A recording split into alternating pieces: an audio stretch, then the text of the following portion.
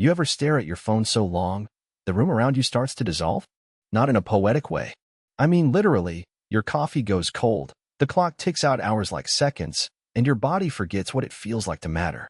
That's where I was. Curled up on my couch in the hoodie she forgot to take, with a half-eaten piece of toast on the table beside me. I hadn't even realized I stopped eating 3 days ago. This isn't a love story. This is about how I got erased with a sentence so soft it sounded like care, and how a beach photo from a woman who uses emojis in every caption made sure I never picked up the phone again. She didn't scream. She didn't cheat, not openly. She didn't throw dishes or pack her bags in a rage. No. She whispered, "I need a break. No contact. Please respect that." Just like that. One text at 7:42 a.m., the morning after we watched a documentary about whales and she fell asleep holding my hand. And I, spineless, understanding, allergic to confrontation I replied, "Of course. Whatever you need." I thought I was doing the right thing. Respecting boundaries. Being mature. Grown up. Supportive. But looking back now, I wasn't being any of those things. I was being disposable. The thing is, when someone says no contact, what they often mean is, don't interrupt while I rewrite the story where you're already gone. So I waited. Like a dog at the door. Like an idiot. I made excuses to my friends. She just needs space, man. It's not like we broke up. I didn't tell them about how she avoided eye contact for days before that, or how she stopped responding to my goodnight texts unless I used her full name. I held the line. I was loyal to the version of her that once said I was the only person who understood her silence. Then I got an email. From her mother. Well, technically from Google Photos. An automatic album share. I shouldn't have clicked. I should have just archived it. But I did. There they were. Images from a beach resort. Her mom, sun hat and sandals, captioned the album, "Family time and destined to Heart's Son." Slide 1. Ocean view. Smiling faces. Slide 2. Her and a man with that all-too-familiar closeness. His hand on her waist. Her lips mid-laugh. The kind of laugh I hadn't heard in months. Slide 3. Them holding hands on a boardwalk. Slide 4. The kiss. Full view. Sunset. Her dress blowing in the wind. His hands on her hips. Slide 5. Her in a hoodie I bought. His arms wrapped around her like he'd always belonged there. I closed the album. I didn't cry. I didn't rage. I just sat in the dark until the streetlights flickered on and the silence started to buzz. I realized in that moment, she didn't want to figure herself out. She just didn't want to figure us out. She already had her answer.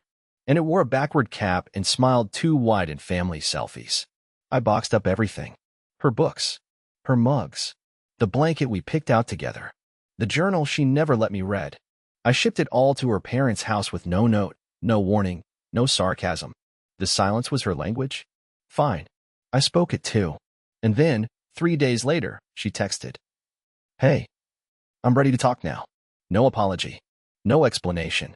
Just a soft invitation to open the door she slammed behind her. I stared at that message for 6 hours.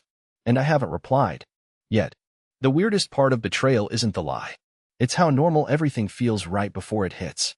You expect some kind of signal, a glitch in the air, a crack in her voice, something. But no. When the moment finally came, it was wrapped in calmness. Like venom disguised as honey. When I finally picked up her call, yeah, I know, I said I wouldn't. It wasn't courage. It was curiosity. Masochism, maybe. I told myself I needed closure, but really, I just wanted to hear her voice. I wanted to believe there was a part of her that still sounded like mine. She started with a sigh. "Wendell, thank you for giving me space." Like I'd done her a favor. Like I hadn't sat on the edge of my bed every night whispering her name into a dark room that never answered back. I didn't say anything. Not yet. Then she said it, the line that made me realize I wasn't even in the same story anymore. That trip wasn't what it looked like. I almost laughed. I mean, what does it look like when you're holding hands with someone on a beach while your mother posts, "So happy they found each other again," in the captions? She kept talking, filling the silence with words that meant nothing. Connor and I just reconnected as friends. It was confusing. I didn't plan it. We've known each other since we were kids, and now. And what? She forgot she had a partner? Forgot she left someone behind with folded towels and frozen dinners? I finally interrupted. "Why didn't you just break up with me?" There was a pause. A heavy, aching kind of silence that tells you everything before the person does. Because I wasn't sure if it was real. With him, I mean. Oh, so I was the fallback. The placeholder. The just in case he doesn't want me guy. She didn't say it outright, but she didn't have to. I'd become her emotional safety net while she took her shot at nostalgia. And now that the glow of Gulf Shores had worn off, now that real life with Connor didn't look like cocktails and beach towels, she wanted to talk. I needed to figure out what I wanted. I wanted to scream.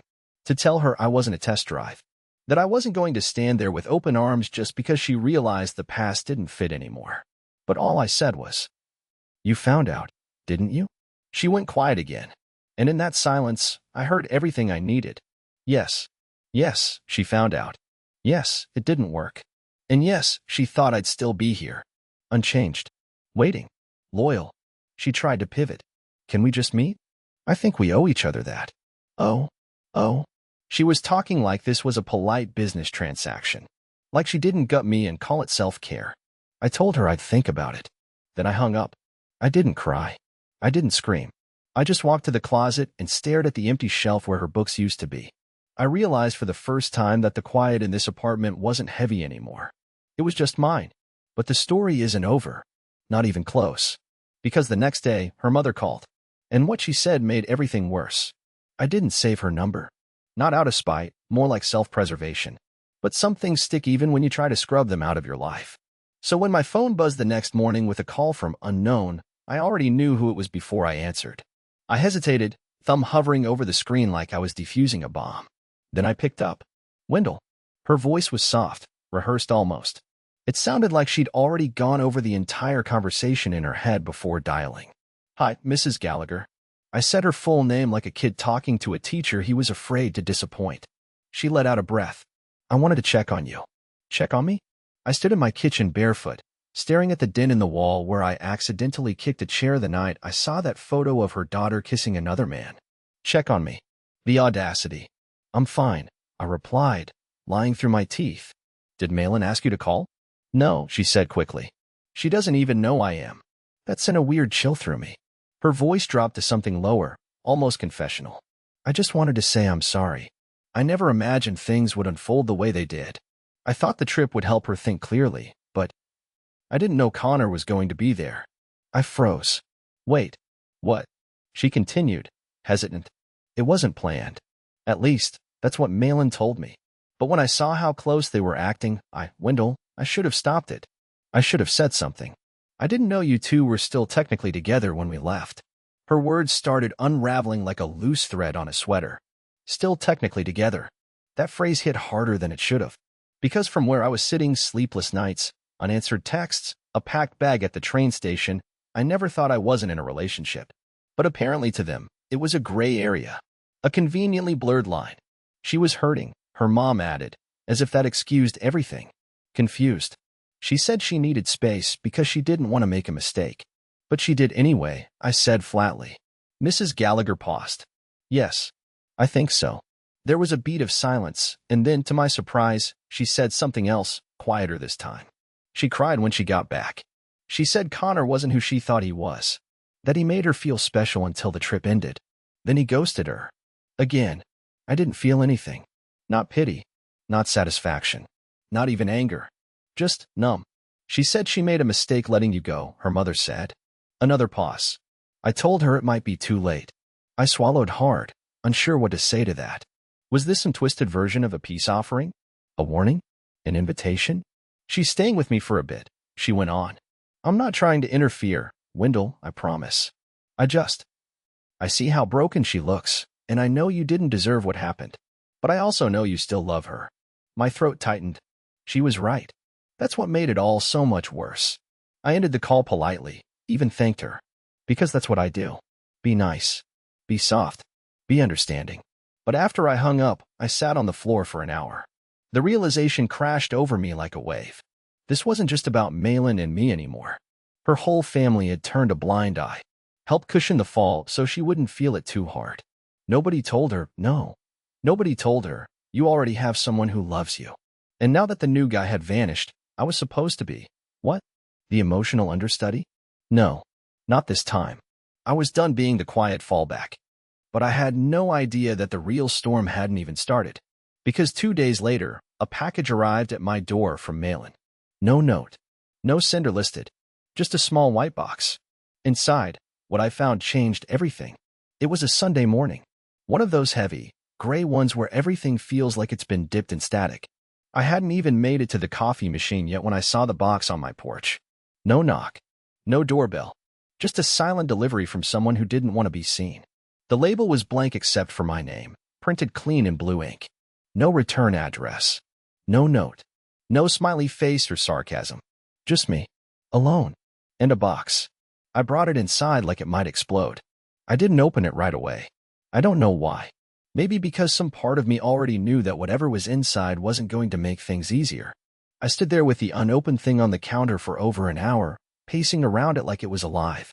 When I finally cut the tape and peeled it back, the first thing I saw was fabric. Soft. Familiar. Her hoodie. The navy blue one she used to sleep in on cold nights. The one she wore during our first road trip to Vermont, where we got reined in and ended up eating gas station sandwiches under a tarp. I stared at it like it was radioactive. Underneath it, folded carefully, was a photo. A printed photo. Not digital. Not emailed. Something tactile. Intentional. It was of us. Sitting on a picnic blanket in Highland Park. Smiling. She had flower petals in her hair and my arms around her shoulders. She was looking at the camera, but I was looking at her. And beneath that, a handwritten letter. It wasn't long. No grand apologies. No dramatic explanations. Just a half page in her messy, looping handwriting. I thought I knew what I wanted. I didn't. I made something beautiful feel disposable. I broke us. I'm not asking for anything. I just wanted to return the pieces that still belong to you. Malin. That last line got to me. Return the pieces. Like we were a library transaction. Like she'd borrowed my trust, my heart, my future, and now, with overdue fines in the form of guilt, she was dropping them back off with a shrug. I held the hoodie, smelled it out of reflex. It didn't even smell like her anymore. It smelled like dust and a cold hallway. I dropped it back in the box and sat down, shaking. This was not closure. This was a breadcrumb. A test balloon. She wanted to see if I'd bite. The hoodie. The photo. The vague remorse in her letter. It wasn't an apology, it was bait. Because if I called her now, I'd be playing the role she hoped I still fit into. The guy who forgives, who listens, who always opens the door when she decides she's ready to come home. But I wasn't that guy anymore. Not because I'd grown stronger. Not because I had some grand epiphany. But because I'd finally realized she never left space for me in her story. She made decisions and expected me to orbit her aftermath. And now that the new planet she tried to land on turned cold, she was reaching back out for the warmth she abandoned. I shoved the letter and the photo back into the box and closed it, taping it shut like I was sealing away a version of myself I never wanted to meet again. I didn't tell anyone about it. Not even my best friend Ian. I just put the box in the closet and left it there. But something weird happened later that night. I got an email. Not from Malin. Not from her mom. It was from someone I didn't recognize, a woman named Lacey, subject line. I think you deserve to know. Inside was a single sentence. She wasn't on that beach trip by accident. Attached was a photo of Malin and Connor in an airport terminal, 10 days before she told me she needed space. I stared at that email for what must have been 10 minutes before my brain even processed it. The name, Lacey, meant nothing to me. The message had no intro, no explanation, just one line of text and a photo attachment, like someone had dropped a grenade in my inbox and walked away. She wasn't on that beach trip by accident. It echoed in my head like a riddle. And the moment I clicked on the image, every thread I had tried to hold together snapped at once. There they were, Malin and Connor, standing side by side in the security line at an airport, smiling, matching backpacks, her hand in the crook of his arm. He was looking down at her like they were in some cheesy travel commercial. Date stamp at the bottom, October 8th, 10 days before she told me she needed space. 10 days, not hours, not a last-minute decision, not he showed up unexpectedly. This was planned, which meant every word she fed me about soul-searching, about silence, about needing to hear her own thoughts again, it was all premeditated. She didn't need time to find herself. She needed time to go on vacation with the guy she once told me ruined her sense of trust. I slammed my laptop shut so hard I thought I cracked the hinge. My breath caught in my throat, and I stood up, too fast, knocking over the same mug I'd been drinking from for 3 days. Coffee soaked into the floor as if mocking me for ever thinking I was the safe choice. I didn't even know who to be angry at anymore. Malin? Connor? Her mother? Or myself for believing her when she told me, "You're the only person I can be fully honest with." Because now it was undeniable. She didn't just fall into a mistake. She orchestrated it. And someone knew. Someone named Lacey. I reopened the email, fingers trembling, and typed back. "Who are you? How do you know them?" Within minutes, I got a reply. "I'm Connor's ex. We dated for years. I recognized your name when Malin started posting pictures. I just thought you should know he's done this before. He reconnects with women from his past, makes promises, and disappears. I thought she was just another one, until I realized she had someone. You. You didn't deserve to be lied to." I read her message over and over, the rage curling tighter in my chest. She had someone. That was the part that killed me. I wrote back, "Thank you. I'm not even sure what else to say. I guess I just needed confirmation that I'm not crazy." Her response was immediate. "You're not." She made a choice. He always gives them reasons to. "I'm sorry you were one of them." And just like that, a total stranger gave me more honesty in 3 messages than Malin had in 5 years. I sat in the dark for hours, the photo still burned into my brain. Her smile wasn't even the one she used with me. It was looser, younger, like she was playing dress-up in her old life, pretending she could go back and undo everything that made her feel like an adult. At around midnight, I did something I hadn't done in weeks. I opened my journal, the one Malin had once gifted me for my birthday, the one with the inscription inside, "Write your truth, even if it's messy." I flipped to a blank page and wrote 3 words. She chose him, and then below it, another 3. I choose me. But the next morning, my phone buzzed again. This time, it wasn't her mom, and it wasn't Lacey. It was Connor. His message? "We should talk. There's something you don't know." I don't know what I was expecting when I saw his name pop up on my phone screen. Maybe I thought it was a sick prank. Maybe part of me hoped it was a scammer who happened to share the same name. But no, it was him. Connor. The man from the photos. The man from the airport. The man who now had the audacity to send me a message like we were teammates in a drama I never asked to be cast in. "We should talk. There's something you don't know." I didn't reply right away. I stared at the message like it might bite me. My stomach dropped so hard it felt like I'd swallowed an anchor. I didn't want to know what came next, but I couldn't ignore it, either. So I sent back one word. "Why?" He responded almost immediately. "Because she lied to both of us." That was it. No details. No emotion. Just that cold sentence sitting on my screen like a trap. We agreed to talk over the phone. I didn't want to meet him. I don't think I could have handled seeing his face and not saying something I'd regret. I waited until late at night when I knew I'd be alone and already emotionally numb enough to take whatever came. When I finally picked up the call, his voice was quiet. Lower than I expected. He sounded exhausted, not smug, not defensive. Just drained. "Wendell," he began, like he already knew saying my name would sting. "I didn't know about you." I didn't reply. I let the silence work for me. "I'm not here to play the victim," he said. But Malin told me she and her boyfriend were basically over. That he was too passive, too afraid of conflict to ever leave, and that she just hadn't figured out how to let go without hurting him. I closed my eyes. My throat burned. She didn't just cheat, she rewrote me into something unrecognizable to justify it. "She said you were more like a roommate than a partner," he continued. "That you never took charge of anything. That you didn't make her feel alive." That word, alive. It hit harder than I expected. Because I remembered the night she said something eerily similar, months before the breakup. "Do you ever wonder if we're just comfortable?" At the time, I thought she was being philosophical. Turns out, she was foreshadowing. "She played both sides," he said. "Told me she was breaking up with you, but just needed to make it official. Told you she needed space. She lied to both of us. She got her little vacation fantasy and burned everything else down to get it." I finally found my voice. "Then why did you go along with it?" He hesitated. "Because I believed her. Because I used to love her too, and I thought maybe we had unfinished business. But the second the trip ended, she turned cold. Like I'd served my purpose. That's when it all clicked. She never picked him either. She picked the escape. She used me as her safety net, and him as her spark, and the moment real consequences emerged on both ends, she flinched. This wasn't about love. It was about control. She wanted to be the one who walked away first from both of us. "She hasn't answered my calls since the trip," he said. "But I figured you should know what she said about you. Because it wasn't fair. I've done crappy things in the past, but you didn't deserve this." I hung up without saying goodbye. Not because I was angry, but because I had nothing left to say. What do you say to the guy your girlfriend cheated with when he tells you she made you sound like furniture? What do you say when you realize you've been rewritten in someone else's story without your permission? I sat in the dark for hours after that call. I didn't cry. I didn't scream. I just felt small. Like everything I'd built in the past 5 years had been peeled back to reveal a hollow version of myself I never wanted to see. And then I did something I never thought I'd do.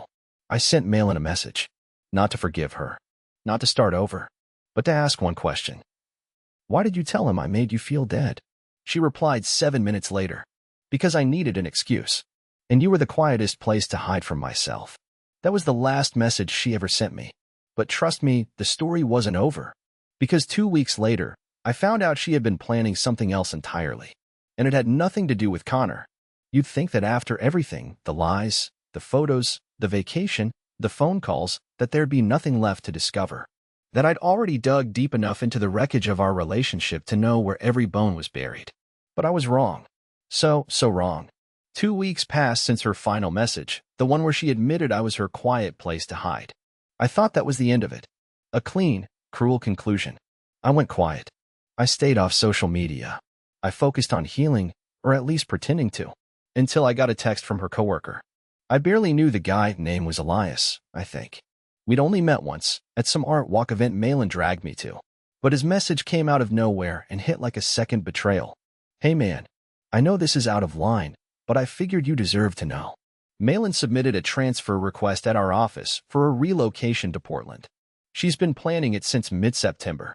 I thought you guys were moving together. Portland? We'd never even talked about Portland. We were supposed to be saving for a cabin upstate.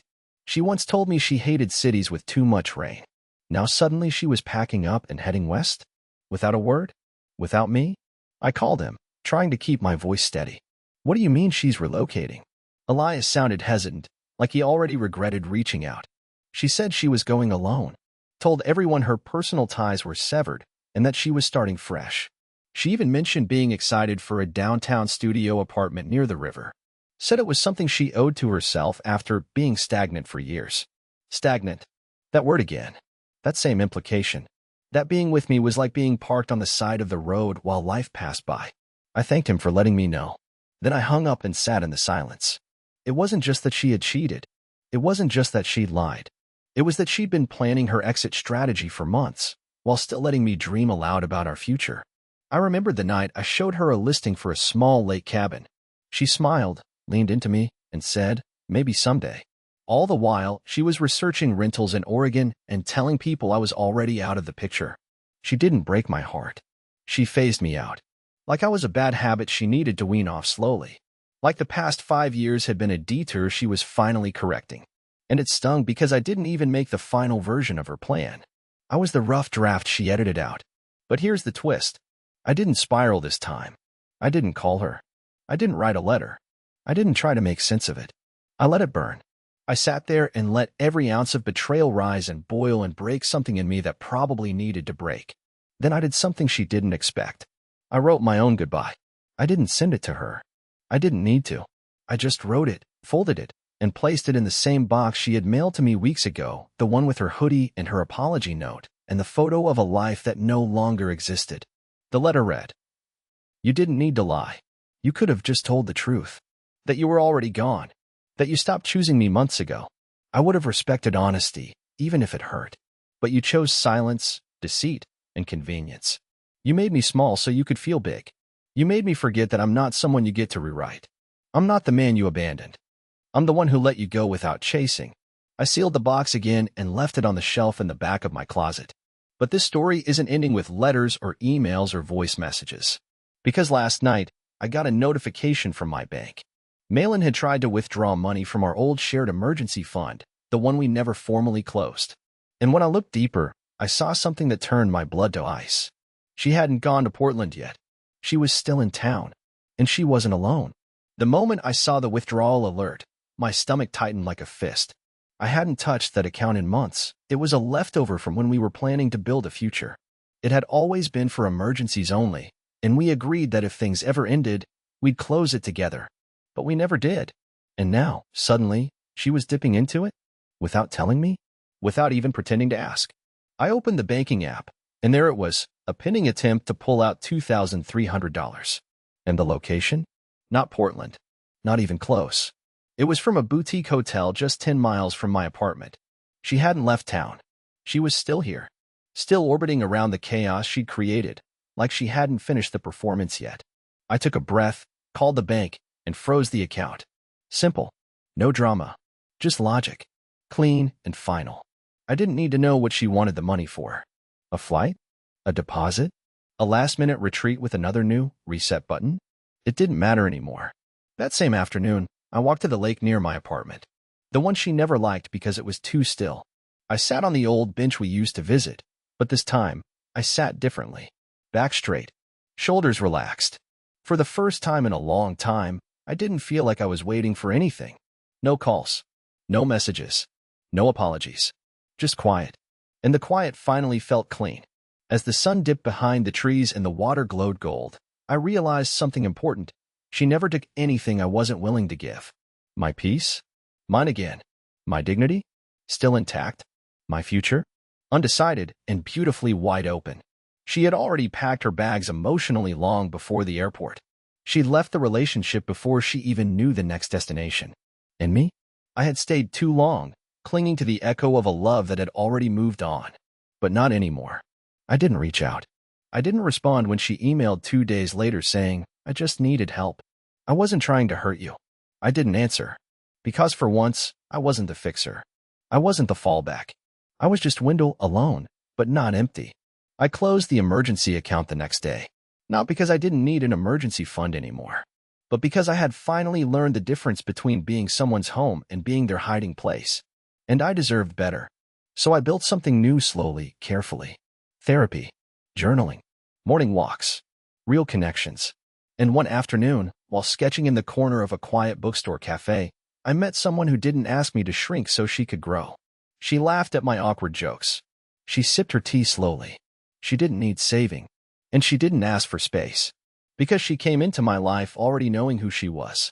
And this time, I didn't lose myself trying to keep her. Healing didn't come in a wave. It came in small choices. And every one of them brought me back to life. Thanks for listening, Reddit. I didn't get the ending I thought I wanted. I got a better one.